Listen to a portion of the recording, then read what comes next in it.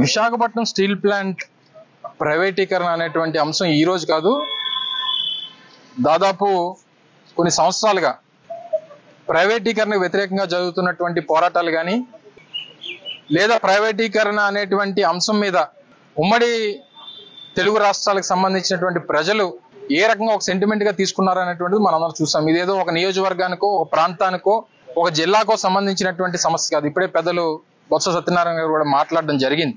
Visakhapatnam steel plant ఏ పునాదుల మీద వచ్చిందో, ఏ పునాదుల మీద ఈ ప్రాంతానికి ఈరోజు విశాఖపట్నం అంటే ఉక్కు నగరంగా పేరుగాంచిందో మనందరం కూడా చూసాం. దానికి ఎంతమంది బలిదానం జరిగిందో, ఎన్ని పోరాటాలు జరిగినాయో, ఎన్ని సంవత్సరాలు దశాబ్దం పాటు ఏ రకంగా పోరాటం జరిగిందో, అప్పుడు ఉన్నటువంటి కేంద్ర ప్రభుత్వాన్ని ఏ రకంగా మెడలు వంచి అప్పటికే ప్రపంచంలోనే అత్యంత శక్తివంతమైనటువంటి నాయకురాలిగా ఉన్నటువంటి ఇందిరాగాంధీ మెడలు వంచి సాధించుకున్నటువంటి స్టీల్ ప్లాంట్ ఈ రోజు ఈ కష్టాల్లో ఉంది అనేటువంటి పరిస్థితుల దగ్గర నుంచి ఈరోజు ఒక గొప్ప అవకాశం.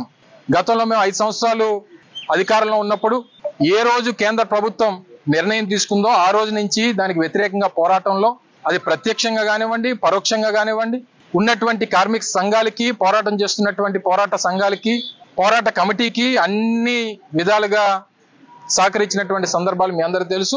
ప్రజల సమక్షంలో అనేక వేదికల మీద కూడా నేరుగా ఆ రోజు కానీ ఈ రోజు ఉన్నటువంటి ప్రధానమంత్రి నరేంద్ర మోదీ గారిని రాష్ట్ర ప్రజల పక్షాన దీన్ని ప్రైవేటీకరణ చేయడానికి వీల్లేదు అనేటువంటి విషయాన్ని కూడా చెప్పినటువంటి సందర్భాలు, ఆ రోజు ముఖ్యమంత్రిగా జగన్మోహన్ రెడ్డి గారు చెప్పినటువంటి విషయాలు కూడా మీ అందరికీ ఈ సందర్భంగా గుర్తు చేస్తా ఉన్నా. అయితే ఈ రోజు ఉన్నటువంటి పరిస్థితుల్లో మన 12వ తారీఖున 2వ బ్లాస్ట్ ఫర్నెస్ ను కూడా క్లోజ్ చేయడం మనం చూసాం. మొదటి నుంచి కేంద్రంలో ఉన్నటువంటి ప్రభుత్వం గతంలో కానీ ఇప్పుడు కానీ ఇది నష్టాల్లో ఉన్నటువంటి ప్లాంట్ కాబట్టి, ఎక్కువ నష్టాలు ఉన్నాయి కాబట్టి దీన్ని ఏదో రకంగా ఏం చేయాలి అనేటువంటి, ప్రైవేటైజ్ చేయాలి అనేటువంటి ఆలోచనతో ముందుకు వచ్చింది. ఇది నష్టాల్లో ఉన్నటువంటి ప్లాంట్ కాదు, అప్పుల్లో ఉన్నటువంటి ప్లాంట్, నష్టాల్లోకి నెట్టివేయబడుతున్నటువంటి ప్లాంట్. అప్పుల్ని నష్టాల కింద చూపించి దీన్ని ఏదో రకంగా ప్రైవేటైజ్ చేయాలి అని చెప్పి ఆలోచన చేస్తున్నటువంటి ప్రభుత్వం వాళ్ళది.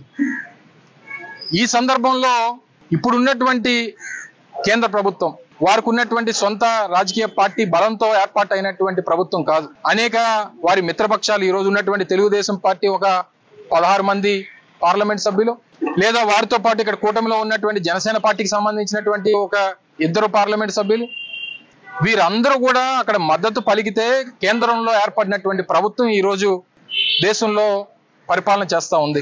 మరి ఈ సందర్భంలో మేము కోరేది ఒకటే, స్థానిక పార్లమెంట్ సభ్యులు కానీ మా స్థానిక శాసనసభ్యులు, రాష్ట్ర పార్టీ అధ్యక్షులు వారు మాట్లాడినటువంటి మాటలు చూసిన తర్వాత అంటే మీరు ఎవరో రోడ్ల మీదకి రాకండి, ఒకవేళ ప్రైవేటీకరణ అయిపోతే అప్పుడు మేము రాజీనామాలు చేస్తాం, అయిపోయిన తర్వాత రాజీనామాలు కానీ ఉన్నప్పుడు రాజీనామాలతో సమస్య పరిష్కారం కాదు.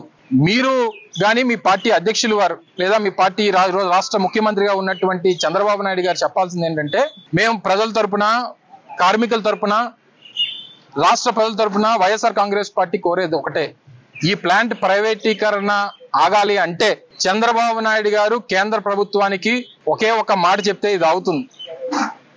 మీరు కానీ విశాఖపట్నం స్టీల్ ప్లాంట్ ప్రైవేటీకరణ చేస్తే కేంద్రంలో మీ ప్రభుత్వానికి మేము మా మద్దతుని విత్డ్రా చేసుకుంటాం అనేటువంటి మాట చెప్తే ఇది ఆగేటువంటి ప్రసక్తి ఉంటుంది తప్ప, అంత అయిపోయిన తర్వాత మేము రాజీనామాలు చేస్తాం, మేము రోడ్ల మీద కూర్చుంటాం, మేము పోరాటాలు చేస్తామంటే ఇది ఆగేది కాదు, జరగదు, జరగబోదు అనేటువంటి విషయాన్ని కూడా ఈ సందర్భంగా మీ ద్వారా తెలియజేస్తూ, వైఎస్ఆర్ కాంగ్రెస్ పార్టీ స్టాండ్ నిన్న కానీ ఈ రోజు కానీ రేపు కానీ ఎప్పుడన్నా ఒకటే, ప్రైవేటీకరణకి వైఎస్ఆర్ కాంగ్రెస్ పార్టీ వ్యతిరేకం వ్యతిరేకం వ్యతిరేకం అనేటువంటి విషయాన్ని మొదటి నుంచి చెప్తూ వచ్చాం.